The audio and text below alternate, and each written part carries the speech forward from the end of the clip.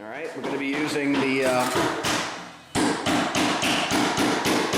probably be using a 10-inch knife today instead of the 6 that we used last time, all right? You can see the knives get progressively larger in size.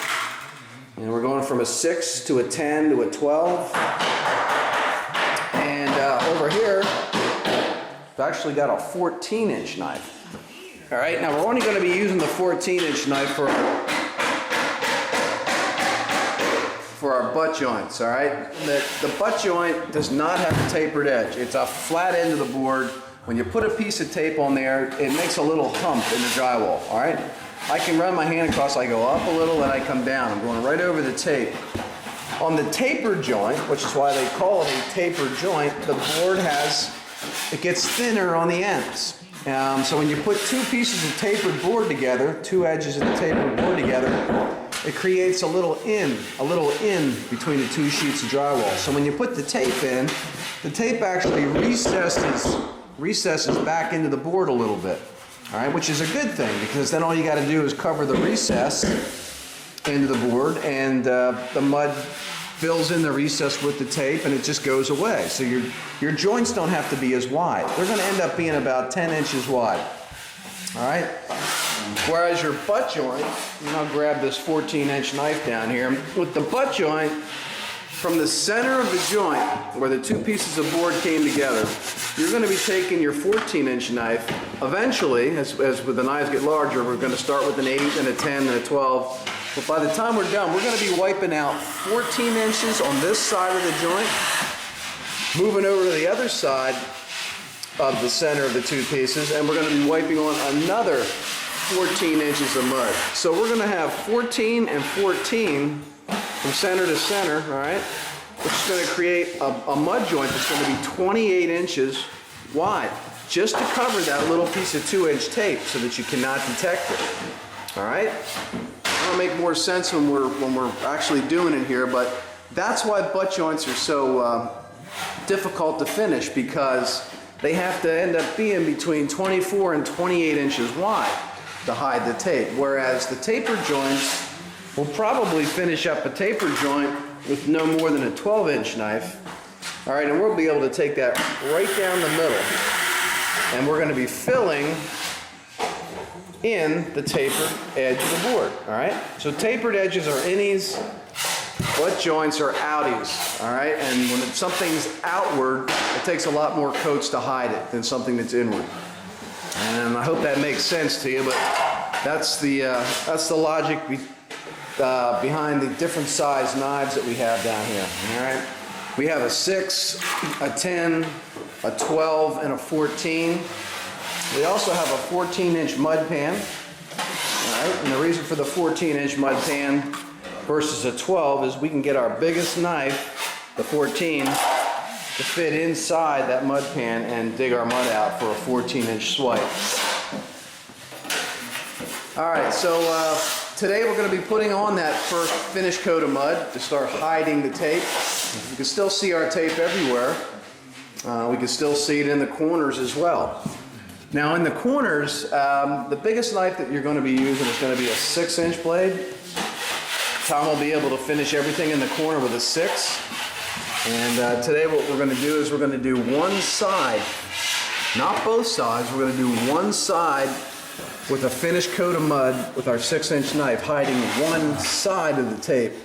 That'll dry, and then the next coat, the next day we come back for the next coat, we'll come back and we'll do the opposite side of the corners. The reason you don't do them both the same day is because when you're wiping the mud down the corner on one side while it's wet, if you try to come over and put wet mud on the other side, you'll dig out the mud you just put on this side. All right, does that make sense? You put wet mud on this side, then try to come back and put wet mud on this side. The edge of your blade will go down the corner and will dig out the mud, the fresh new mud you just put in on the other corner. So you do one side, let it dry, and then you come back in the next coat and you finish the other side. All right? And that's the way that we're going to be doing our inside corners. Or. I did buy an inside corner mud tool. For those of you who are willing to buy it and try it, I'll show you how to use that. That tool actually lets you do both sides the same day.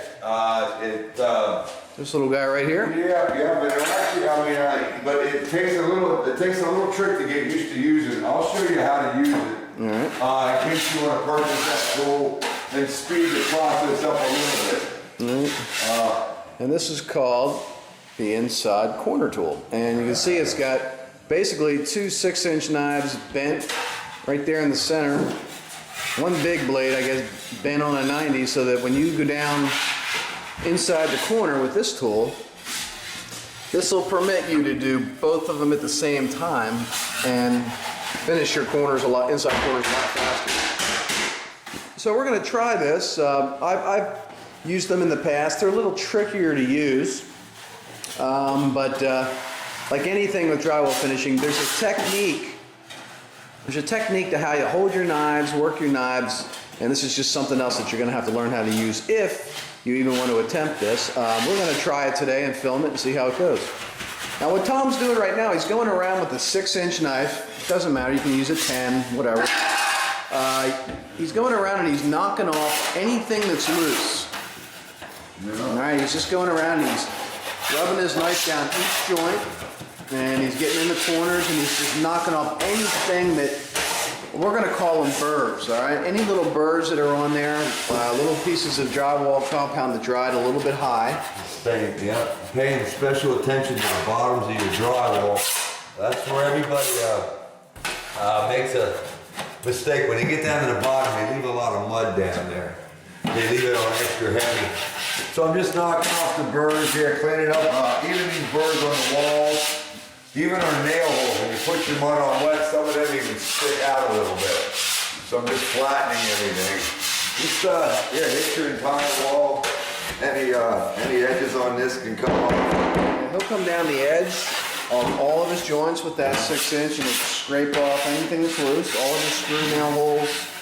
And he'll go around the entire basement, just like he's going to go around when he finishes today. He's going to go around every joint, every nail hole, every inside corner, every piece of corner bead, and he's going to knock off anything that is rough. And there shouldn't be much because we pulled all the mud off earlier in the video. When we put on the taping coat and the corner, our first coat on our corner bead, we pulled off all the excess mud, as you recall. And the reason we did that is so today, instead of taking 3 hours to go around here and knock off the burrs, it'll take them about 15 or 20 minutes. All right, so this is, even though we're not putting any mud on, what he's doing right now is drywall finishing. All right, this is all part of it. Coming in between coats and prepping your joints and your bead, your inside corners, butt joints, taper joints, prepping everything for the next coat. And especially on your metal, where on these edges, especially on them, you got all kinds of garbage. I don't know if you can see it flying off as I'm going down here. You just rub it up and down, up and down, up and down, just on the bead.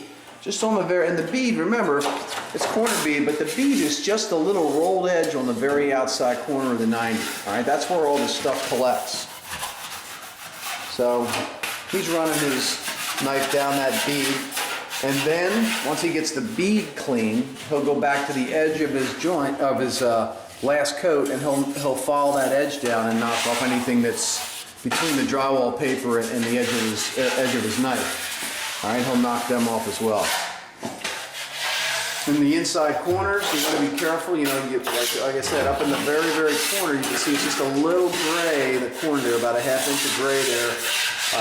That's still a little wet, so you want to keep your knife out of that corner up there. You don't want to drag that mud out of there. All right, clean the whole way down to the floor and all your joints. Yeah, get your garbage out of your floor. You don't want to be dragging any new garbage in these final coats. As you can see, what we're trying to do is keep all our garbage out of the mud. The cleaner, smoother we put these coats on, the better. But also keep in mind, this is just the first of 3 finishing coats that we're putting on. So if you do have a little scratch or a little burr, don't sweat it, because the next coat you're actually going to do the same thing. Clean up your area, get any rough burrs off, and it's just going to fill and feather out further. The last coat, we're gonna do the same thing. Checking all the last coat, we may actually go around with a sanding sponge to clean off the edges. Before we put the final Put the on. final coat on, and then that one there, yeah, we call that our glass coat. We'll mix up some nice creamy mud. All right. He called that the glass coat because the very last coat, it's either going to be the third or the fourth coat, depending upon how it finishes out here. The glass coat is where it is as smooth as glass. It's ready to be buffed off after that the next day for paint. You're ready for paint. So the glass coat is the one where you really have to be careful. Make sure you have it put on as perfect as you possibly can before the sanding day. So, but today is going to be our first coat, and we're mostly going to be putting our mud on with a 10-inch knife today. Which is going to be this red handle one right here. Now he'll only be using this on his taper joints and his corner bead. He'll be using a 6-inch knife on his inside corners, and he'll probably be using a 12-inch knife today on his butt joints. Remember, the butt joints are going to take a lot more mud, so he's going to put on a much wider area of mud on the 4-foot butt joints than he is on the long taper joints. So we're going to let him finish prepping up here, and we're going to get set up here to mix up some 45 mud so that we can play catch up on our corner bead that we didn't hit the other day. Once we get the mud on that, we're going to whip up our purple lid mud, our mid-weight mud, real nice and creamy. And we're going to start putting on our first finish coat when we come back.